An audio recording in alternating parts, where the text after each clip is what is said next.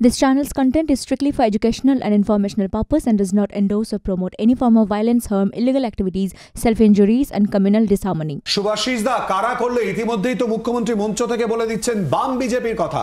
তাহলে তদন্ত মুখ্যমন্ত্রী বন্ধ রাখুক বা মুখ্যমন্ত্রীকে সিবিআই ডাক দিক, জিজ্ঞাসা করুক যে উনি কোথা থেকে পাচ্ছেন এই খবর। তাহলে তিনি কেন অ্যারেস্ট করতে পারেননি? সবই যখন জানেন কে কোথায় কি করছে। আসলে সারা বাংলায় শৌক বিহ্বল অবস্থার মধ্যে মানুষের মনের মধ্যে এক চিলতে হাসি লাগলো। আজকে হাসি এলো মুখে যে মমতা বন্দ্যোপাধ্যায় আজকে মিছিল করছেন, যে মিছিলটা কার বিরুদ্ধে বুঝলাম না। আমি ভাবলাম এই মিছিল তো নবান্নে নিয়ে চলে যাবেন মুখ্যমন্ত্রী, নবান্নে গিয়ে ঘেরাও করে বলবেন মুখ্যমন্ত্রীর পদত্যাগ চাই।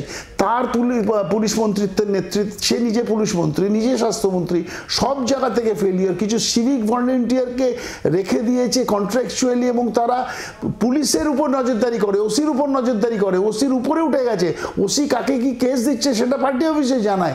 আজকে তারা এই জায়গায় পৌঁছে গেছে যে একটি মেয়ে, সেই মেয়েটিকে কীভাবে মানে নির্যাতন করেছে। আমি ওই পাড়ার ছেলে, যে পাড়ার মেয়েটি থাকে সে আমার বাড়ি থেকে কিছুটা এগিয়ে থাকে। আমি দেখতাম সে বেরোচ্ছে আসছে, সারা জীবন ছোটোবেলা থেকে দেখেছি। এরকম একটা ভদ্র মেয়ে, এত ভালো পরিবারের মেয়ে, সেই মেয়েটার বাড়িতে আমি 2-3 বার গিয়ে দেখেছি যে তাদের কি শোকবিহ্বল অবস্থা।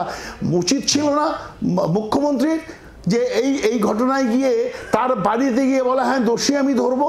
সে দোষী গেছেন শুভাশিস দা না, এনশিওর করা যাওয়া মানে কিন্তু দুষ্কৃতীদের পক্ষে বলা না। গিয়ে বলেছিলেন মুখ্যমন্ত্রী গেছেন এবং তিনি বলেছেন যে রবিবার অবধি অপেক্ষা করবেন এবং তারপর না হলে সিবিআই তদন্ত, যদিও তার আগেই কলকাতা হাইকোর্ট সিবিআই তদন্তের নির্দেশ দিয়ে দেয় দোষীদের ধরার বিষয়ে। তিনি তো বারবার করে বলেছেন তদন্তের কথা। শুভাশিস দা শিলাদিত্য তদন্তের কথা বলা আর সেটা ইমপ্লিমেন্ট করা দুটোর মধ্যে তফাৎ আছে।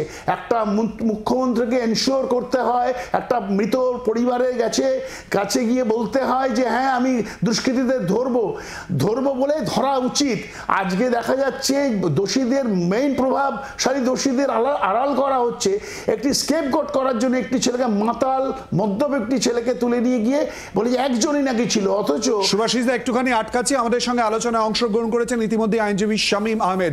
শামীম দা আপনাকে স্বাগত জানাচ্ছি, আসবো আপনার কাছে। কিন্তু তার আগে বৈশ্বনাথ দা এক তো 14 তারিখে রাতের ঘটনা কারা ঘটালো এই নিয়ে ইতিমধ্যেই প্রশ্ন উঠছে। মুখ্যমন্ত্রী বাম বিজেপির কথা সঙ্গে বলছেন এবং শুভাশিস দা যে প্রসঙ্গ তুলছেন বা বারবার করে আলোচনায় উঠে আসছে স্কেপগোট করার চেষ্টা, কোথাও একটা আড়াল করার অভিযোগ উঠছে। কেন এই কথাগুলো আসবে বৈশ্বনাথ দা? আসলে যারা শূন্য আসন পায় না তাদের গলা খুব চিৎকার হয়। আর কংগ্রেসের অবস্থা তো সাইনবোর্ড হয়ে গেছে, সিপিএম উঠেই গেছে, আর বিজেপি এখন ওখানে ওদের সাথে হাত মিলিয়েছে। আপনি আমাকে একটা বলুন, 14 তারিখ রাত্রে যে নন পলিটিক্যাল একটা মুভমেন্টের কথা বলা হচ্ছে, সেখানে আরজিকর হাসপাতালে রাত্রির 12টার সময় ডিওয়াইফের পতাকা নিয়ে ব্যারিকেড ভেঙে, তো আমি তো কারোর কথার মাঝখানে বলিনি, ব্যারিকেড ভেঙে বারবার ছবি এসছে যে ডিওয়াইফের ছেলেরা ওখানে মারমুখী হয়ে পুলিশের ব্যারিকেড ভেঙে হসপিটালে ভাঙচুর করেছে। নক্কারজনক ঘটনা ঘটিয়েছে সিপিআইএম এর যুব সংগঠন এবং জাতীয় পতাকা নিয়ে বিজেপির লোকেরা সেখানে ছিল এবং সেটা এই জিনিসটা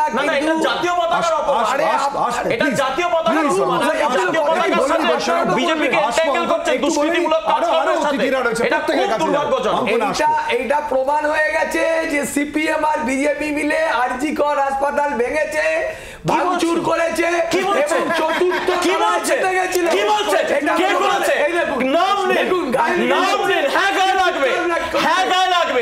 বিধানসভার ভাঙচুরের ইতিহাস বিশ্ববিদ্যালয়ের ভাঙচুরের আপনাদের কেন আরজিকর হাসপাতালে পতাকা নিয়ে